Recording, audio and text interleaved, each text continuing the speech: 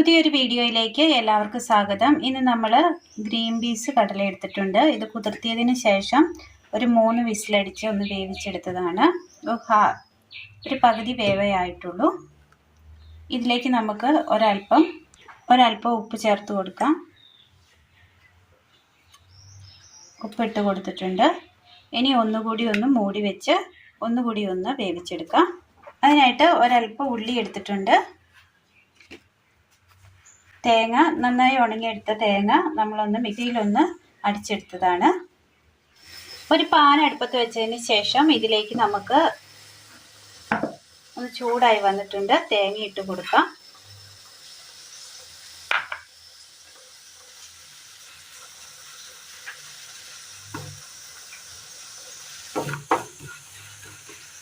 തേങ്ങയുടെ കളർ ഒന്ന് മാറി വരുന്നുണ്ട്. ഇതിലേക്ക് നമുക്ക് ചെറിയൊരു ഗ്രാമ്പു ഇട്ട് കൊടുക്കാം.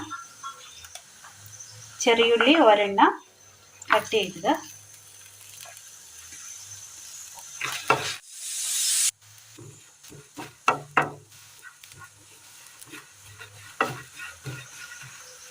ചെറിയൊരു കഷ്ണം ഇഞ്ചി,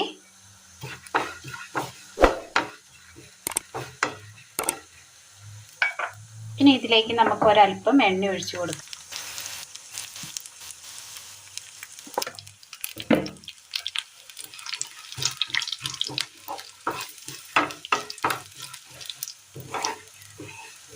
ചെറിയൊരു കഷ്ണം പട്ട,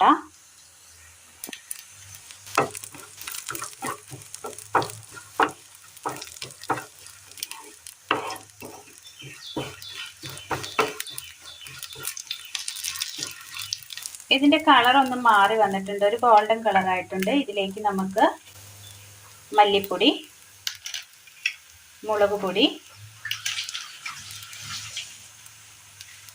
മഞ്ഞൾപ്പൊടി, കറിവേപ്പില,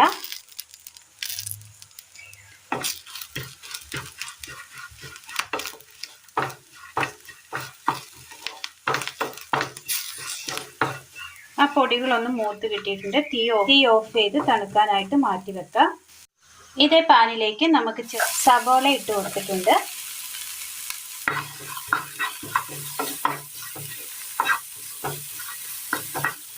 ജസ്റ്റ് ഒന്ന് വാട്ടിയെടുക്കാം.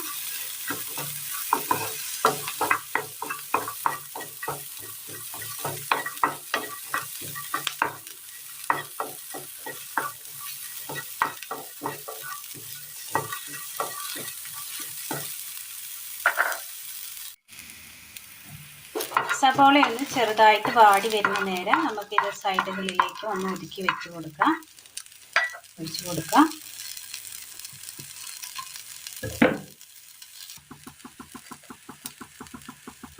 കടുക്,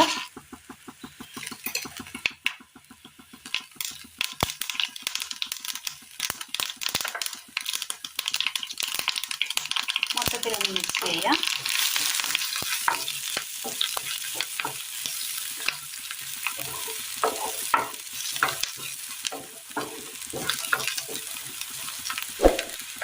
ഇനി ഇതിലേക്ക് നമുക്ക് വേവിച്ച് വെച്ചിരിക്കുന്ന ഗ്രീൻ പീസ് ചേർത്ത് കൊടുക്കാം.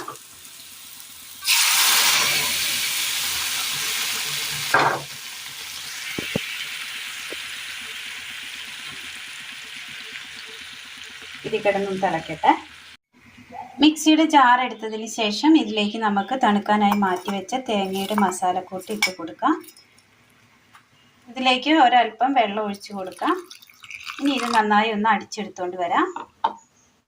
നന്നായി ഒന്ന് തിളച്ച് വന്നിട്ടുണ്ട്. ഇതിലേക്ക് നമുക്ക് ഈ അരപ്പ് കൂടി ഒന്ന് ചേർത്ത് കൊടുക്കാം. നന്നായി ഒന്ന് ഇളക്കി കൊടുക്കാം.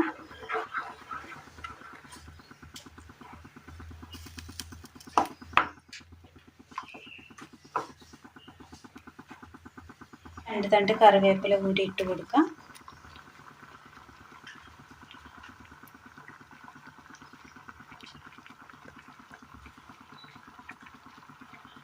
എണ്ണയൊക്കെ തെളിഞ്ഞു വന്നിട്ടുണ്ട്. ഒന്ന് കുറുകി വന്നിട്ടുണ്ട്. തീ ഓഫ് ചെയ്യാം.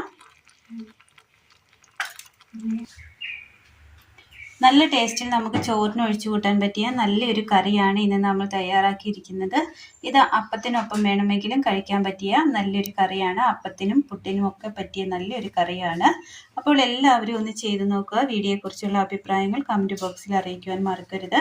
ഇന്നത്തെ വീഡിയോ എല്ലാവർക്കും ഇഷ്ടമായി എന്ന് വിചാരിക്കുന്നു. വീഡിയോ ഇഷ്ടമായ ലൈക്ക് ചെയ്യാനും ഷെയർ ചെയ്യാനും സബ്സ്ക്രൈബ് ചെയ്യാനും മറക്കരുത്. താങ്ക്